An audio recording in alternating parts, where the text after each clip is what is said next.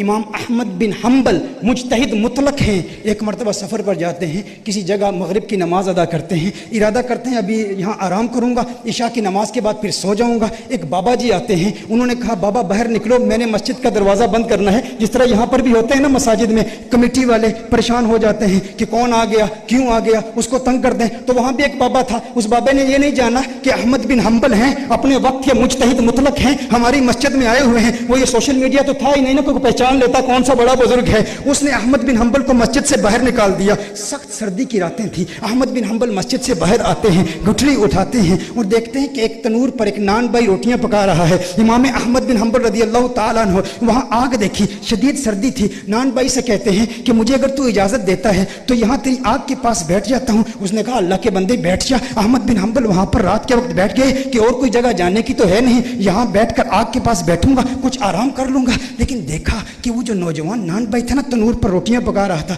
وہ ہر وقت استغفر اللہ پڑھتا, استغفر اللہ پڑھتا. تنور سے روٹی نکالتا, استغفر اللہ, روٹی پکاتا, استغفر اللہ, تنور میں روٹی ڈالتا, استغفر اللہ. امام احمد بن حنبل اسے دیکھ رہے ہیں اور بڑی محبت بڑی نگاہوں سے دیکھ رہے ہیں, مسکرا رہے ہیں. کہا بابا جی مسکرا کیوں رہے ہو؟ کہا تیری یہ استغفار پڑھنے کی ادا بہت پسند آئی. کہا میں استغفار اس لیے پڑھتا ہوں کہ اس استغفار نے مجھے مستجاب الدعوات بنا دیا ہے. جو دعا کرتا ہوں اللہ قبول کرتا ہے, میری دعا کوئی اللہ کی بارگاہ سے رد نہیں ہوتی. کہا یہ تو بہت بڑی ولایت کا دعویٰ ہے نوجوان, ہے نان بھائی, تو ولایت کا دعویٰ کر رہا ہے کہ تیری ہر دعا اللہ کی بارگاہ میں قبول ہوتی ہے, کوئی دعا رد نہیں ہوتی. کہا کوئی دعا رد نہیں ہوتی. کہا آج استغفار کیوں پڑھ رہا ہے؟ کہا بابا جی کیا بتاؤں, آج میری یہاں ڈیوٹی لگی ہے, میں نے سنا ایک مجتہد مطلق ہمارے علاقے میں آیا ہوا ہے, بہت بڑا بزرگ ہے.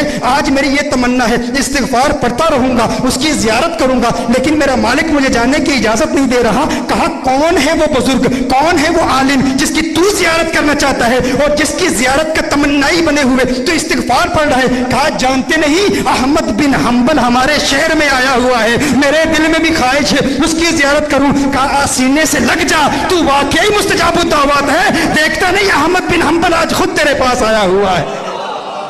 میرے دوستو یہ استغفار کی پاور ہے, یہ استغفار کی قوت ہے.